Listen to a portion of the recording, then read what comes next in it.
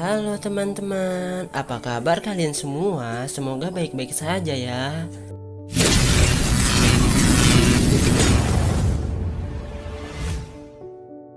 Kali ini Mimin ingin mereview anime Paripi Koume episode 1, menceritakan tentang Zuliang, salah satu dari 3 jenderal kerajaan adidaya di masanya. Semasa hidupnya, ia selalu menghadapi pertempuran yang tak terhitung jumlahnya dan menjadi ahli strategi.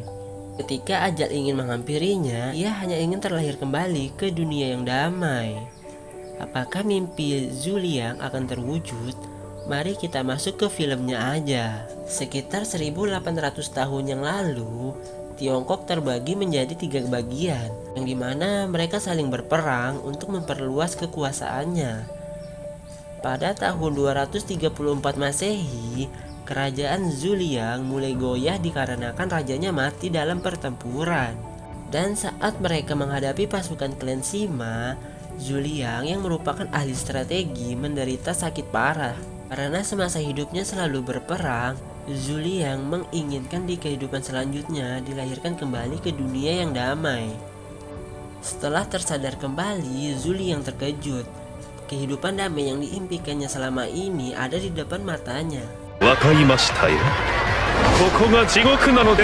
Ia langsung disambut oleh 2 orang tak dikenal. Mereka langsung mengajak Liang minum alkohol. Karena di masanya tidak ada minuman alkohol, seakan-akan waktu meminumnya tenggorokannya panas seperti terbakar. Scene berpindah, Eiko Tsukimi yang mempunyai mimpi menjadi penyanyi terkenal mendapatkan pesan bahwa ia tidak lolos audisi yang didaftarkannya, sehingga membuatnya semakin berputus asa dalam meraih mimpinya. Zuliang mulai terasa terganggu oleh suara musik di sekitarnya.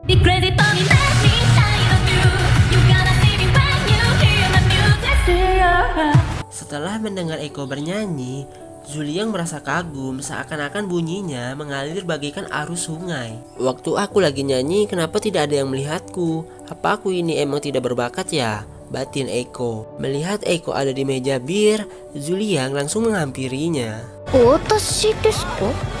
Nyanyianmu tadi sangat luar biasa. Aku ingin mengetahui lebih dalam dirimu, kata Zuliang. Mendengar ucapan Zuliang melantur tak karuan, Eiko langsung pergi meninggalkannya.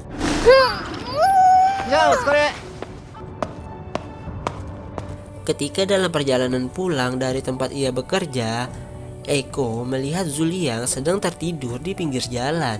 Meskipun sudah dibangunkan tapi tak kunjung bangun, terpaksa Eiko membawanya ke apartemen tempat di mana ia tinggal.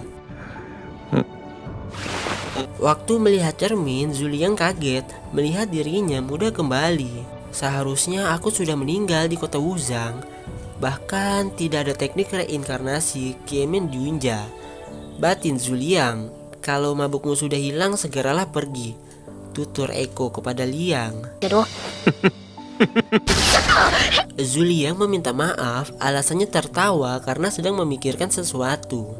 Dipikir-pikir, kamu tidak membawa dompet maupun handphone. Bagaimana caramu bisa pulang? Tutur Eiko.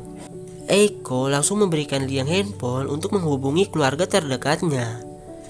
Karena Liang berasal dari zaman kuno, Eiko langsung mengajarkannya cara bermain handphone. Karena gondok Zuliang masih belum paham juga, Eiko langsung pergi meninggalkannya. Saat melihat informasi tentang kejadian 1800 tahun silam, ia kaget melihat kerajaannya sudah runtuh dibantai oleh klan Sima.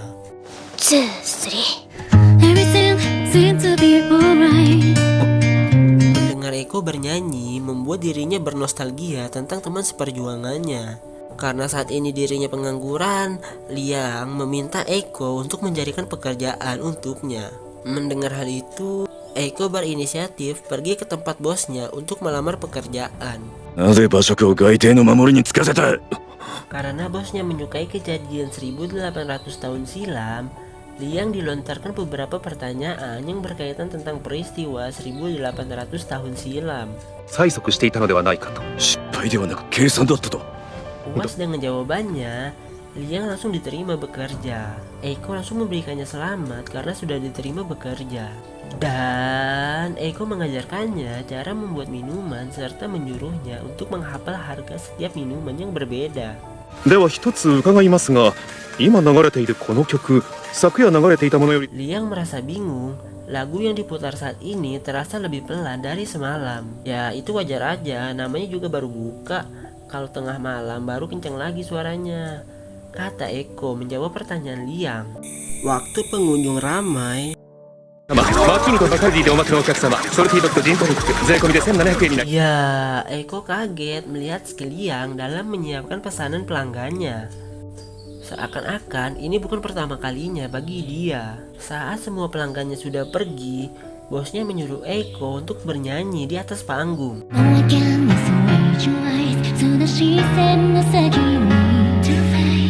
Setiap kali mendengar Eiko bernyanyi, membuat hatinya menjadi tenang seakan-akan tidak mempunyai beban masalah di pikirannya. いいえ、英子さんの素晴らしい歌を聴けたので Eiko merasa tengsin mendengar pujian dari Liang. Alasan Eiko ingin bernyanyi selama ini karena dirinya sangat mengidolakan penyanyi papan atas asal Amerika. Namun belakangan ini harapannya mulai sirna karena sudah gagal berkali-kali mengikuti kontes audisi. Aku mungkin memang tidak berbakat, sudah seharusnya aku berhenti mengejar impianku, kata Eiko. Ayolah Eiko, jangan menyerah dong. Kamu kan punya kemampuan untuk menyampaikan perasaanmu ke semua orang melalui lagumu, kata Liang. Selama ini aku sudah mendengar 3 kali nyanyianmu, yang dimana setiap kali kamu bernyanyi membuat dadaku bergetar dan lelahku hilang seketika. Maka dari itu aku berjanji untuk mendukungmu hingga menuju puncak. Mendengar itu semua, Eiko kembali bersemangat untuk mengejar impiannya. Keesokan harinya sembari jogging, Eiko juga melatih skill bernyanyinya. Saat melihat pengikut Instagramnya yang sedikit, Eiko merasa insecure untuk tampil di panggung kelas dunia. Namun hal itu tak membuatnya berputus asa untuk meraih mimpinya. Sementara itu, Zuliang sebagai manajer Eiko berhasil mendapatkan tiket dari Kobayashi untuk masuk ke konser musik yang dimeriahkan oleh Mia.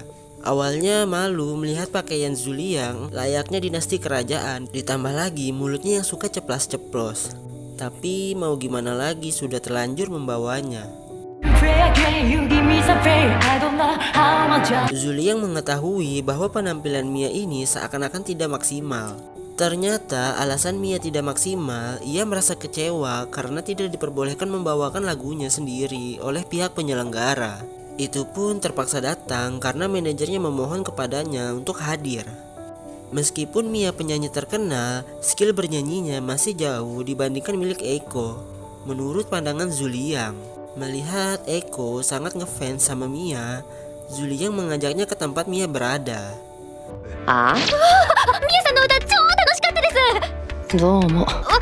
Sebagai ucapan terima kasih, Mia mengundang Eiko untuk tampil di acara miliknya. Sementara itu, dalam satu acara ada 2 panggung. Karena Eiko masih awam di dunia musik, usut punya usut, Mia sengaja memanfaatkan Eiko agar seluruh penonton menonton acaranya. Melihat strategi Mia yang licik, Zuliang meminta tolong Kobayashi untuk membantu rencananya. Di sini kita diperlihatkan Zuliang membawa beberapa penonton dengan iming-iming mendapatkan alkohol gratis.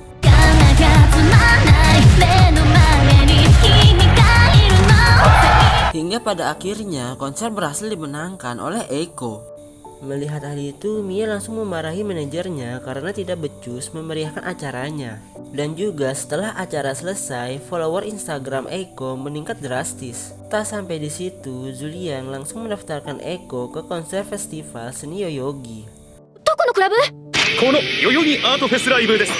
Dikarenakan bukan sembarangan orang yang bisa mengikuti audisi, Zuliang mengirimkan video Eiko bernyanyi di konser kemarin ke pihak panitia untuk lebih meyakinkan panitianya. Ketika sedang menuju konser festival, tak sengaja Zuliang melihat poster grup band The Jacket. Meskipun panggung Eiko terlihat sederhana dibandingkan panggung sebelahnya, ditambah waktu konser Eiko bersamaan dengan grup band indie The Jacket yang lagi populer, tak membuat Zuliang berputus asa untuk menarik semua penonton ke tempat konser Eko. Ketika vokalis band The Jacket datang untuk menyapanya, mendadak saja peralatan untuk konser nanti malam Eko rusak. Kobe! Eiko! Senpai! Kizai trouble de oto ga denai! Ternyata sebelum kedatangan vokalis band The Jacket, Zuliang udah kong kali kong sama Kobayashi agar mereka menjadi lengah. 機材は故障したと装いましょう。動きがあった後、Dan itu juga sebagai permulaan untuk strateginya. 機材が治ったのか、このタイミング。 Berkas strategi Zuliang membuat Eko lebih percaya diri dibandingkan sebelumnya. Waktu lagi asik menonton, mereka didatangi oleh grup band The Jacket. こちらでしたか。エイコのマネージャーに話。 Vokalis band The Jacket meluapkan emosinya karena ia mengira Zuliang memakai strategi licik untuk melawannya. Hal itu terjadi di luar perkiraanku saja, kata Zuliang dengan nada mengejek. Sebelum pulang, Zuliang meminta tanda tangan mereka. Scene berpindah, kali ini kita diperlihatkan Tsuyoshi Kondo, si penyelenggara festival. Ia merasa kagum atas pencapaian Eko yang berhasil mencetak rekor penonton terbanyak selama beberapa tahun belakangan ini. Dan juga ia mengajak Eko tampil di festival yang diselenggarakannya. Melihat Eko masih ragu, Kondo memberikannya dua pilihan, yang dimana pilihan pertama layaknya konser kecil, sedangkan pilihan kedua konser skala besar namun dengan syarat harus memiliki 100.000 like di Instagram. Dilihat dari kejadian-kejadian sebelumnya, banyak sekali grup band yang bubar, bahkan ada yang bunuh diri karena frustasi tidak mendapatkan like.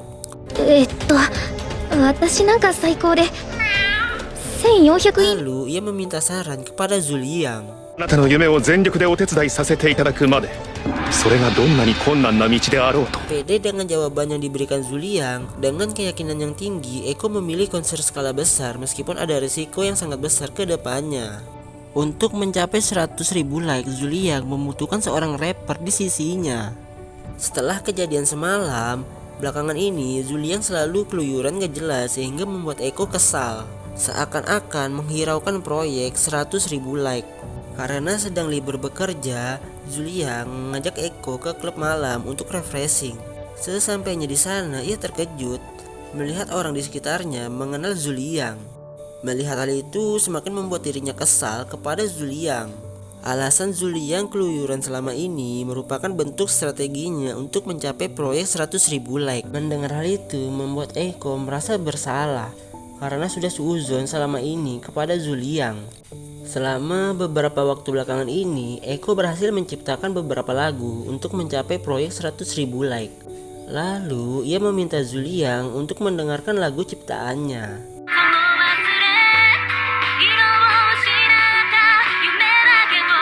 Keesokan harinya, Zuliang meminta tolong kepada Kobayashi untuk mengadakan acara rapper di tempat birnya. Karena Zuliang ini orang aneh, Eko membayangkan bukannya membawa rapper, Zuliang malah membawa orang gak jelas nantinya. Sementara Kobayashi berharap Zuliang membawa rapper yang suka kisah 3 negara. Scene berpindah, kali ini kita diperlihatkan pria berkupluk bermata panda sedang berjalan. Lalu tak sengaja ia melihat teman rapper lamanya sedang berkumpul. Karena gugup, ia langsung pergi dari sana.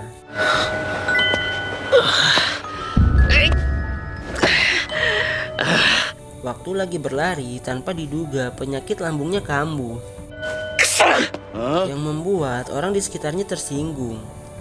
Dan ya, orang berkupluk bermata panda itu bernama KB Taijit, rapper terkenal yang pernah menjuarai pertandingan 3 tahun berturut-turut.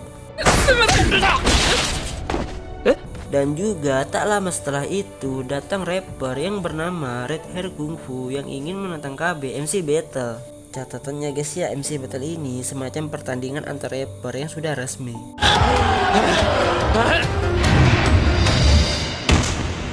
Karena mempunyai penyakit tukak lambung akut sehingga membuatnya ambruk di MC Battle terakhirnya. Kabe sudah berjanji pada dirinya untuk berhenti nge-rap selamanya. Shin berflashback ke masa lalu Kabe yang dimana ia berhasil memenangkan pertandingan berturut-turut. 初めは勝つとこれ以上厄介なやつに絡まれないうちに Ketika lagi nyuci baju, ia kaget melihat orang memakai kostum aneh di siang buta dan menganggap Zuliang itu orang berbahaya. ERB3 連覇タイジンさんあなたのことですよ Lalu Zuliang mengajak Kabe untuk bekerja sama. Awalnya Kabe menolak tawarannya. Tak menyerah sampai di situ, ia langsung menantang Kabe MC Battle di Shibuya. Dengan catatan jika Zuliang menang, Kabe harus menuruti permintaannya. Namun, jika Kabe menang, Zuliang akan mengabulkan satu permohonannya. Setelah pulang dari sana, Zuliang meminta tolong Eko untuk menyanyikan lagu pilihannya di acara MC Battle besok. Shin berpindah ke masa lalu Kabe. 何聞いてんのって何なんて答えるのが正解なんだ曲名 Bisa dibilang waktu Kabe masih sekolah itu orangnya sangat introvert dan juga gugup kalau deket cewek. Alhasil karena gak nyambung diajak ngomong, tuh cewek pergi meninggalkannya. Saat sedang dalam perjalanan menuju rumah, Kabe melihat temannya yang bernama Sasaki sedang dipalak preman. Namun saat ingin merekamnya, ia kaget melihat ekspresi Sasaki terlihat senang. Ketika menanya tentang kejadian kemarin, Sasaki memberitahu bahwa ia sedang belajar nge-rap bersama temannya. Yang tadinya kehidupan Kabe selalu membosankan, sejak mengenal freestyle rap membuat dirinya kembali bersemangat menjalani kehidupan. 覗くだけ一瞬覗くだけだからな Lalu pada hari pertandingan, エモすぎんだろ ia sempat kaget. Lagu yang dinyanyikan Eko sama persis seperti lagu kesukaannya di masa lalu. Lalu pada saat beranjak pulang, dirinya ditantang MC Battle oleh Zuliang. 初めてなのに なめんなマイクをくれ Tak terima diremehkan, Kabe langsung menerima tantangannya. それマジで笑わせんなここ作曲してるから即興肉を破壊て自ら計らずまさに己を知 Hasil akhir dari pertandingan mereka, Kabe berhasil memenangkan MC Battle-nya. Karena sudah kalah, Zuliang akan mengabulkan permohonannya. Kabe meminta uang sebanyak 100 juta yen kepada Zuliang. それは Namun, permintaan itu hanyalah senda guraunya saja. Sebenarnya, permohonan sesungguhnya sudah terkabul, yaitu rasa membara untuk menjadi rapper kembali. Di balik suksesnya strategi Zuliang, ada penggemar Eko yang tidak diketahui namanya mengumpulkan informasi tentang KB. Lalu, ia menemukan lagu kenangan KB dan meminta Eko menyanyikannya. Dan juga kita sebut aja Johnny. Saat KB memesan minuman, Johnny sengaja mencampurkan obat herbal untuk meredakan penyakit lambungnya. Dengan sifat yang tidak tahu dirinya, Zuliang masih ingin meminta KB untuk menjalin kerjasama. Melihat sifat Zuliang yang suka ngadi-ngadi, KB tertarik untuk menjalin kerjasama dengannya. Shin beralih berkat adanya KB membuat konser Eko lebih ramai penonton.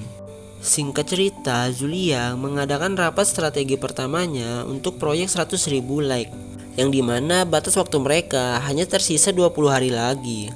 バンドサレジオ帝国そして若い世代に人気のガールズバンドアザリ Menurut data yang sudah dianalisi, lawan yang paling berat adalah Azalea yang menduduki peringkat ketiga dikarenakan mereka punya backingan agensi besar yang bernama Kite Time, yang dimana untuk mencapai tujuannya mereka selalu menggunakan cara kotor untuk menyingkirkan semua musuhnya.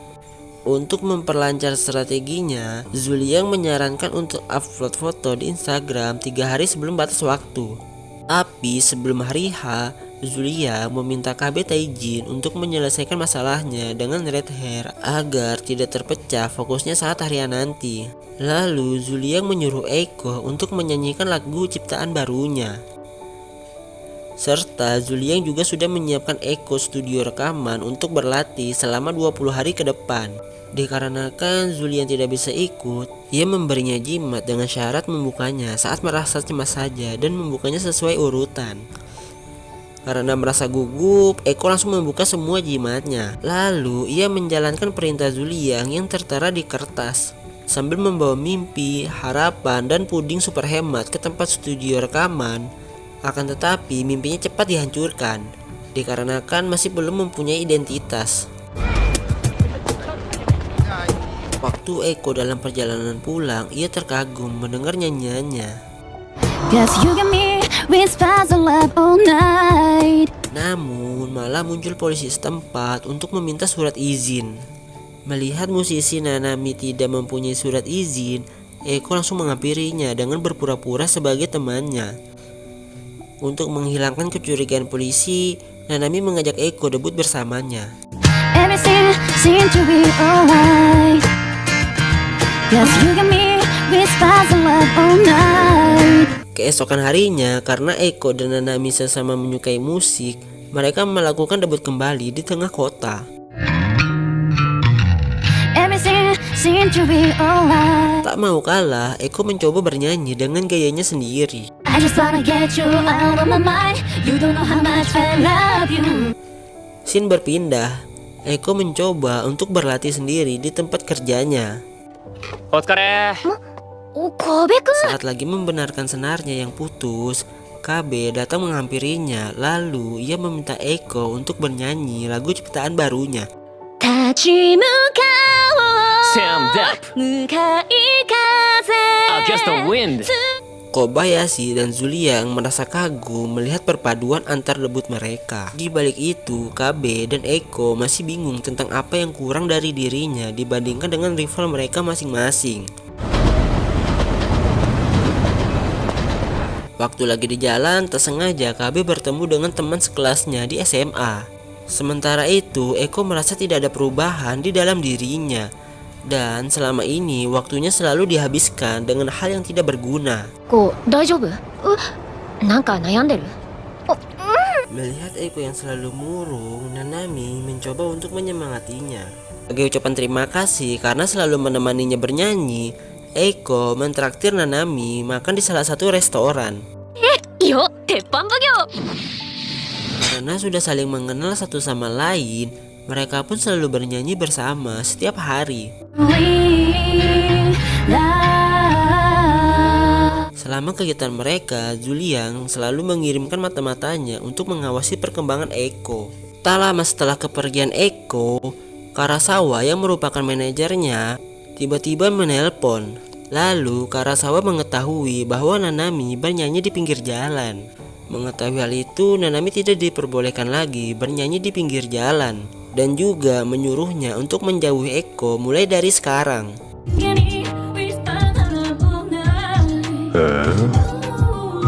Meskipun nyanyiannya sudah membaik dari sebelumnya, Eiko disuruh untuk mencari untuk apa dirinya bernyanyi. Melihat Eiko gagal lagi, Nanami mencoba untuk menyemangatinya. エイコは自分らしく歌えてるって。 Serta mengajaknya rekreasi ke tempat wisata Sky Square. Karena malam ini merupakan malam terakhirnya bersama Eiko, Nanami langsung mengungkapkan dirinya yang sebenarnya. じゃじゃーん。アイドルバンドアザリエのベースボーカルクオンナナミでーす。 Scene berpindah ke masa lalu Nanami, yang dimana ia bersama temannya berhasil membuat grup band namun tidak ada penonton yang menonton acaranya. Semenjak kedatangan Karasawa yang merupakan manajernya saat ini, hidupnya berubah 180 derajat. Selama dinaungi agensi besar yang bernama K-Time, その結果 rasa sukanya terhadap musik hilang seketika. Dikarenakan saat mereka bernyanyi harus sesuai kehendak Karasawa. Berkat cerita Nanami, Eiko berhasil menemukan jawaban dari untuk apa dia bernyanyi selama ini. Berkat cerita Nanami, Eiko berhasil menemukan jawaban untuk apa dia bernyanyi selama ini, yaitu untuk menyelamatkan penderitaan semua orang yang mendengarkan nyanyiannya. I'm still alive today. You are so far away. Mendengar suara Eiko yang begitu merdu, tak sengaja Nanami meneteskan air matanya. Tak lama setelah itu, melihat Karasawa menelponnya, Nanami langsung pergi meninggalkan Eiko. Setelah itu, meskipun Nanami sudah berusaha semaksimal mungkin, tapi selalu salah di mata manajernya. クオン、指示通りにやれと言った。 Di waktu yang sama, KB berhasil menemukan jati dirinya untuk melawan Red Hair di MC Battle nanti. Selama acara konser Azalea, di balik muka cerianya di atas panggung, Nanami selalu merasa tertekan dengan hal itu. 曲のタイトル、六本木うどん屋でいいの？ Di satu sisi, Eiko sedang kebingungan memikirkan nama yang pantas untuk lagu terbarunya. Demi memenangkan pertempuran 100.000 like, Karasawa akan memberikan uang sebanyak 1 juta yen untuk 100.000 orang pemenang yang memberikan like di Instagramnya. Singkat cerita, Yeah 関の場は好きやだがそれに勝った壁対人はま KB berhasil memenangkan MC Battle di Shibuya melawan Red Hair. Dan juga Eiko berhasil menyelesaikan rekaman nyanyiannya untuk ajang 100.000 like. 立ち向かおう向かい風 Suara nyanyian Eiko mengingatkan Zuliang terhadap tuannya Liu Bei. Sementara itu, Nanami sedang berjuang mati-matian untuk pertempuran 100.000 like. Di hari H, Eiko bangun dari tempat tidurnya. Di waktu yang bersamaan, Nanami juga baru terbangun dari tidurnya. Menurut BMKG, hari ini diperkirakan akan terjadi kabut tebal di Tokyo. Setelahnya, Eiko berangkat pergi bekerja. Sesampainya di bar, ia langsung menyapa bosnya dan Zuliang. Tak berselang lama, KB datang bersama DJ. Dengan lagu baru Eiko bernama Dreamer, Zuliang ingin orang-orang mendengarnya. Zuliang menyebutnya Operasi Perdamaian Volume 1. Scene beralih ke YouTuber Chori si Cepak sedang melakukan live yang dimana grup band Azalea akan melakukan konser dadakan di sana. Dan juga jika kode QR dipindahi, 100 orang terpilih akan mendapatkan 100 juta yen. Melihat hal itu, Nanami bersama temannya serasa tidak senang. Sementara itu, Zuliang sedang memberikan arahan kepada Eiko dan KB.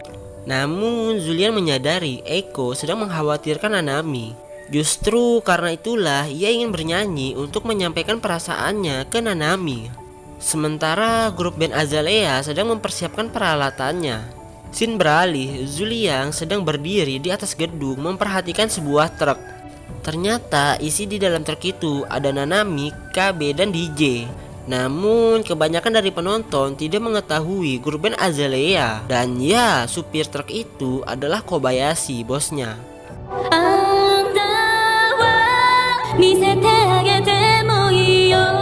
Mendengar musiknya seperti Azalea, mereka langsung mencari di mana kode QR-nya. Namun salah satu dari penonton menyadari bahwa di situ bukanlah Azalea. Karasawa terkejut melihat ada Azalea yang sedang tampil di depan gedung Shibuya 109. Melihat kode QR-nya muncul tanpa disadari, semua penonton langsung menekan tombol QR Eiko. Melihat strategi Zuliang, terlintas di pikiran Kobayashi dengan pertempuran GB. Yang dimana waktu itu Zuliang diminta Zoyu untuk menyuplai 100.000 anak panah dalam 10 hari. Zoyu sengaja menyuruh Zuliang yang tidak masuk akal agar bisa menyingkirkan Zuliang. Zuliang langsung membawa boneka jerami ke perkemahan pasukan Cao Cao. Panah yang ditembak pasukan Cao Cao diambilnya dan langsung dibawa pulang. Kejadian itu sama persis seperti pertempuran sekarang. Melalui strateginya, kode QR Eiko langsung meningkat pesat. Namun saat sampai 70.000 like langsung berhenti, yang disebabkan karena mereka kedatangan grup band Azalea yang asli. Waktu lagi nyanyi tak sengaja Nanami melihat Eiko di depannya. Ia merasa malu karena saat ini bukan diri yang aslinya. Nanami merasa sedih dengan dirinya saat ini. Setelah selesai bernyanyi, Azalea langsung memunculkan kode QR-nya. Tak berhenti sampai di situ, mata-mata Zuliang sudah siap dan memulai strategi provokasi kapanpun sesuai arahan Zuliang. Zuliang meminta si mata-mata, Eiko, dan KB untuk mendengarkan arahannya. KB pun bersiap sesuai arahan Zuliang. Semua penonton pun menjadi kebingungan tentang yang mana Azalea yang asli. Akibat ulah si mata-mata, dampak dari itu membuat like Azalea hanya mentok di 98 ribuan. Berkat KB, Zuliang sudah memotong kendali Azalea. Zuliang sudah menyadari bahwa semua orang akan membencinya. Namun itu semua akan terbalik begitu Eiko bernyanyi. Di kejauhan, dikarenakan pesawat yang akan menjemputnya ditunda karena kabut, Kido akan menonton sebentar lagi.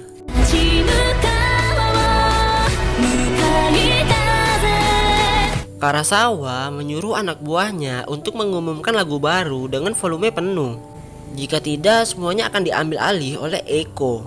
Waktu menghubungi Nanami, Nanami sengaja melepaskan headsetnya untuk mendengarkan lagu Eiko. Berkat nyanyian Eiko, Nanami bersama temannya langsung membuka topengnya. Berkat nyanyian Eiko membuat dirinya berhasil mendapatkan 100.000 like. Mendengar kabar dari Zuli yang sudah mendapatkan 100.000 like, Nanami langsung berterima kasih kepada seluruh penonton. Tak sampai di situ, Nanami bersama temannya langsung menyanyikan lagu favoritnya. Melihat Nanami sudah menjadi dirinya sendiri, Eiko merasa senang melihatnya. Karasawa merasa kecewa dengan pilihan Nanami saat ini yang melepaskan topengnya. そんなことで音楽を続けていけると。 Namun di tengah pembicaraan tiba-tiba Zuli yang datang di hadapannya. Tujuan Zuli yang datang untuk mengembalikan apa yang dipinjamnya, yaitu 100.000 like melalui video Nanami sedang bernyanyi yang dicurinya secara diam-diam. Ternyata di masa lalu Karasawa, dirinya pernah bermain musik bersama temannya. Tapi suatu hari dirinya dikhianati oleh salah satu anggotanya. Merasa bersalah selama ini, Karasawa berencana meninggalkan Azalea. Tak berselang lama, Nanami datang menghampirinya. Di samping itu, Zuli yang mengirimkan foto grup band Karasawa di masa lalu kepada Nanami. Setelah itu, Nanami meminta maaf karena sudah bertingkah seenaknya. Lalu dirinya meminta kembali Karasawa untuk menjadi produsernya sekali lagi. Mendengar hal itu, Karasawa menyetujui menjadi produser Azalea untuk yang kedua kalinya. Eiko akan tampil di panggung kelas dunia yang bernama Summer Sonia. Eiko berterima kasih kepada Zuli yang karena berkatnya sekarang dirinya berhasil selangkah lagi menuju puncak. Akhirnya kita sudah sampai di penghujung episode. Semoga kalian masih belum paham dengan ceritanya. Namun apalah daya, saya hanya manusia biasa. Jangan lupa diklik tombol subscribe agar saya lebih semangat menemani hari-hari kalian. Terima kasih, bye-bye.